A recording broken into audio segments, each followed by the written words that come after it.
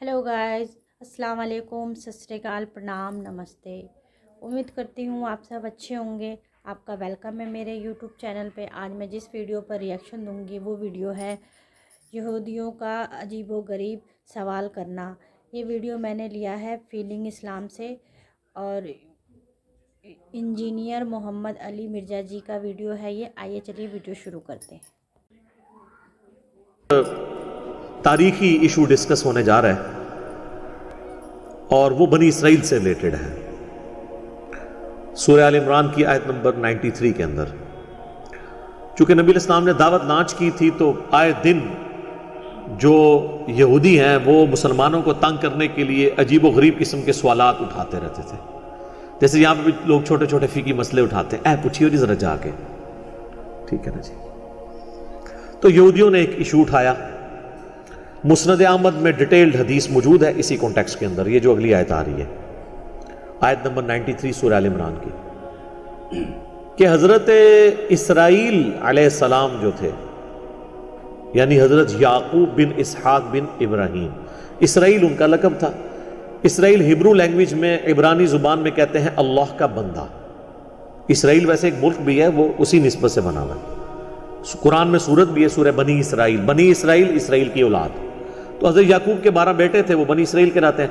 हजरत याकूब का लक़ब था इसराइल, अल्लाह का बंदा। तो हजरत इसराइल यानी हजरत याकूब बिन इसहाक बिन इब्राहिम अलैहिमुस्सलाम अजमाइन, उनको कोई आर्जा लाहक हुआ तो उन्होंने एक मन्नत मान ली कि जब मैं ठीक हूंगा ना तो मैं अपनी सबसे पसंदीदा चीज अपने ऊपर हराम कर लूंगा। और 2 चीजें उन्होंने अपने ऊपर हराम कर ली, एक ऊंट का गोश्त और एक दूध। वैसे हमारी शरीयत में तो अल्लाह ताला ने इस चीज को नापसंद फरमाया है। अब फाइनल तो हुक्म यही है।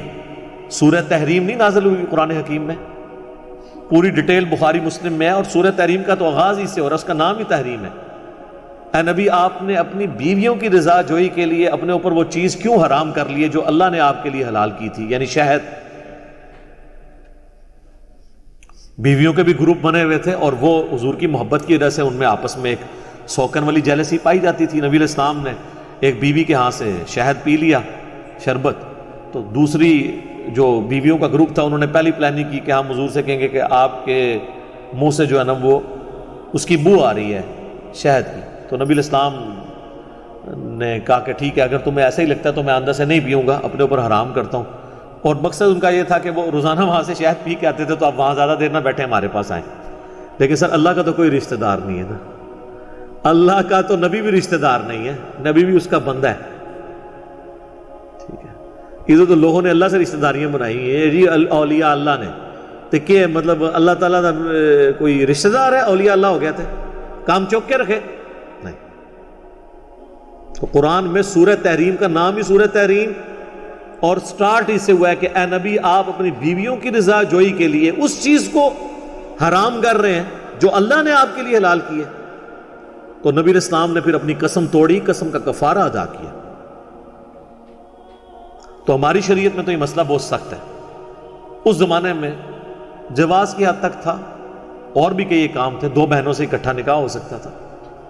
हजरत याकूब अलैहिस्सलाम की जो 2 बीवियां थी, जिनमें से एक में से बिन्यामीन और यूसुफ थे और बाकी 10 बेटे दूसरी बीवी में से, वो आपस में बहनें थी दोनों। लेकिन अब आप 2 बहनों को एक निकाह में जमा नहीं कर सकते। वो कुरान में सूरह अन-निसा के अंदर आयत नाजिल हो चुकी है। बहरहाल हजरत याकूब ने जब ये मन्नत मान ली, अब वो मन्नत पूरी करने लगे। अब उन्होंने तो मन्नत पूरी की, हजरत याकूब के जो चाहने वाले थे वो वक्त गुजरता गया तो उन्होंने ये कहना शुरू कर दिया कि ऊंट है ही हराम, ऊंट को हराम डिक्लेयर कर दिया। आज भी आपके पास जो एस्टेब्लिश तौरात है ना टेम्पर्ड फॉर्म के अंदर, उसमें बकायदा ये मौजूद है कि भी ऊंट का गोश्त हलाल नहीं है। ये चीज उन्होंने एस्टेब्लिश कर ली, हालांकि जो ओरिजिनल तौरात थी उसमें ये चीजें मौजूद थी। इवन नबी इस्लाम के जमाने तक भी जो तौरात थी ना उसमें ये चीज मौजूद था कि ये हजरत याकूब अलैहिस्सलाम की जाती पसंद नापसंद का मसला था, ये हराम नहीं था। अब यहूदी क्या करते थे, मुसलमानों से कहते थे तुम तो ऊंट को जायज समझते हो, ज़ाहिर है बहीमतुल अनाम है और वो मवेशी है घर में पाले जाने वाला, جس طرح کہ گائے ہے، بکری ہے، بھیڑ ہے، بھینس ہے اور اونٹ بھی۔ تو اگر تم کہتے ہو کہ ہم ابراہیمی دین پہ ہیں تو ابراہیمی دین کے اندر تو اونٹ حرام ہے، کیونکہ تم خود مانتے ہو کہ ابراہیم کے دو بیٹے تھے، اسحاق اور اسماعیل۔ تو ہم بنی اسرائیل حضرت ابراہیم کی اولاد میں سے ہیں، ہم شریعت ابراہیمی کے اوپر ہیں، تو اگر یہ نبی ابراہیمی ہوتا تو اونٹ کو بھی حرام کرتا یہ۔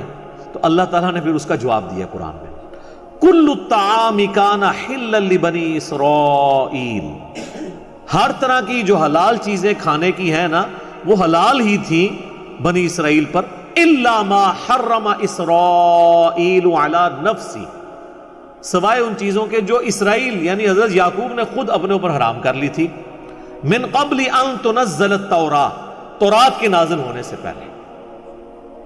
جب تورات نازل ہوئی نا تو پھر اللہ تعالیٰ نے کہا یہ حلال و حرام کا مسئلہ نہیں تھا، اونٹ حلال ہے، کسی نبی کی پسند ناپسند یا اس کی منت ماننے سے کوئی چیز حرام نہیں ہو جاتی۔ سر نبی کی مرضی سے اگر کوئی حلال و حرام کا فیصلہ نہیں ہوتا تو بزرگ بابے کیسے فیصلہ کریں گے؟ اس لیے ہم کہتے ہیں دین آسمانوں سے نازل ہوا ہے، اس زمین کی چیز ہی نہیں ہے، یعنی دین کتابوں میں ہے۔ یعنی کہ مرنے سے پہلے اے مسلمان کر لے اس پہ غور، کتابوں کا خدا اور ہے، بابوں کا خدا اور۔ تو پھر جواب دیا گیا کہ یہ تو انہوں نے خود حرام کیا تھا، جب تورات نازل ہوئی تو کتابیں کیوں آتی تھیں، پیغمبر کیوں آتے تھے؟ کہ پیغمبروں کے ماننے والے نے جو دین میں خرابیاں داخل کی ہیں وہ نیا پیغمبر آ کے وہ خرابیاں دور کرتا تھا اور پھر دین صاف ستھرا ہو جاتا تھا۔ اس لیے کتابیں بھی تبدیل ہوتی تھیں، انبیاء کی جو تعلیمات ہیں وہ بھی ٹیمپر ہو جایا کرتی تھی، کیونکہ ٹینشن نہیں ہوتی تھی نیا پیغمبر آ کے اس کو درست کر دے گا۔ لیکن ختم نبوت کا تقاضا یہ ہے کہ یہ کتاب تبدیل نہ ہو۔ یہ وجہ ہے کہ قرآن محفوظ ہے اور باقی کتابیں محفوظ نہیں ہیں۔ وہاں محفوظ ہونا نہ ہونا فرق نہیں پڑتا تھا، لیکن قرآن اگر محفوظ نہیں رہتا نا تو اب پیغمبر تو کوئی آئے گا ہی نہیں، لہذا رسول اللہ کے بعد جتنے لوگ ہیں وہ تو قیامت الدین کہہ سکتے ہیں کہ اللہ ہم تک تو دین ہی ٹیمپرڈ فارم میں پہنچا ہے، تو یہ گلہ آپ تو نہیں کر سکتے۔ اسی لیے پھر اللہ نے اس کی ذمہ داری خود لی، انا نحن نزلنا الذکر وانا لہ لحافظون، سورۃ الحجر آیت نمبر 9۔ بے شک اس الذکر قرآن یاد دہانی، اللہ کی یاد دلانے والی کتاب کو ہم نے نازل کیا، ہم ہی اس کی حفاظت کرنے والے ہیں۔ یہ ختم نبوت کی برکت ہے کہ قیامت تک کے لیے کتاب اللہ نے اپنے ذمے لے لی ہے۔ تو اللہ تعالیٰ فرما رہے کہ یہ تورات نازل ہونے سے پہلے تھا، تورات میں پھر اللہ نے کلیریفائی کر دیا تھا، تم یہودی ہو نا، تورات کے ماننے والے ہو نا، موسیٰ علیہ السلام بھی تو تورات کے ماننے والے تھے، ان پہ تورات نازل ہوئی تھی، وہ بھی حضرت یعقوب کی اولاد میں سے تھے، وہ بنی اسرائیل میں سے تھے، یہودی النسل تھے حضرت موسیٰ علیہ السلام۔ قل فأتوا بالتوراۃ فاتلوها ان کنتم صادقین، اے نبی ان سے فرماؤ لے کر آؤ تورات، اگر تم سچے ہو تو تورات پڑھو ذرا، اس میں کہاں لکھا ہے کہ اونٹ کا گوشت حرام ہے؟ ویسے آج کل کی تورات میں لکھا ہوا ہے کیونکہ وہ تو ٹیمپرڈ فارم میں ہے، نبی علیہ السلام کے مبارک زمانے تک یہ چیزیں انجیکٹ نہیں ہوئی تھی۔ اور جہاں تک توحید کا معاملہ ہے نا، اللہ کے فضل سے آج بھی تورات انجیل میں کوئی ایک آیت بھی ایسی نہیں ہے جو توحید کے منافی ہو۔ پریکٹیکلی وہ سب کے سب لوگ توحید کے خلاف چل رہے ہیں، لیکن کتابیں ان کی ساتھ ہیں۔ جس طرح پریکٹیکلی قرآن میں ایاک نعبد و ایاک نستعین لکھا ہے، اس کے باوجود پریکٹیکلی بابوں کو پکارا جا رہا ہے، کتابیں نہیں اس کو مانتی کہ آپ نے بابوں کو پکارنا ہے۔ کتابیں یہی کہتی ہیں کہ اللہ کو پکارنا ہے، بلکہ بابوں کو پکارنے والے بھی نماز میں اللہ ہی کو پکارتے ہیں۔ وہی جو نماز کے اندر عقیدہ ہے وہی باہر نکل کے بھی رکھو نا۔ تو اگر تم سچے ہو تو لاؤ تورات، اس میں پڑھو۔ پھر اللہ تعالیٰ نے اس پہ گاڑا فتویٰ لگایا، فَمَنِ افْتَرَىٰ عَلَى اللَّهِ الْكَذِبَ مِن بَعْدِ ذَلِكَ فَأُولَٰئِكَ هُمُ الظَّالِمُونَ، اب جو کوئی اس کے باوجود اللہ پر بہتان لگاتا ہے تو ایسے لوگ ہیں ظالم۔ مجھے ان کی یہ بات بہت اچھی لگی جو انہوں نے بتایا کہ دین تو آسمانوں سے نازل ہوا ہے، سب سے بڑی بات نماز پڑھو، اللہ کا نام لو، اور قرآن پاک تو بہت ہی اچھی چیز ہے جو کہ اللہ نے محفوظ رکھ رکھی ہے۔ تو یہ ویڈیو مجھے بہت اچھی لگی، آپ اس ویڈیو کو اینڈ تک ضرور دیکھیے گا۔ اگر آپ نے میرے چینل کو سبسکرائب نہیں کیا تو پلیز میرے چینل کو سبسکرائب کیجیے، مجھے سپورٹ کیجیے تاکہ میں اسی طریقے کی ویڈیو اور لا سکوں آپ کے لیے۔ تب تک کے لیے اللہ حافظ۔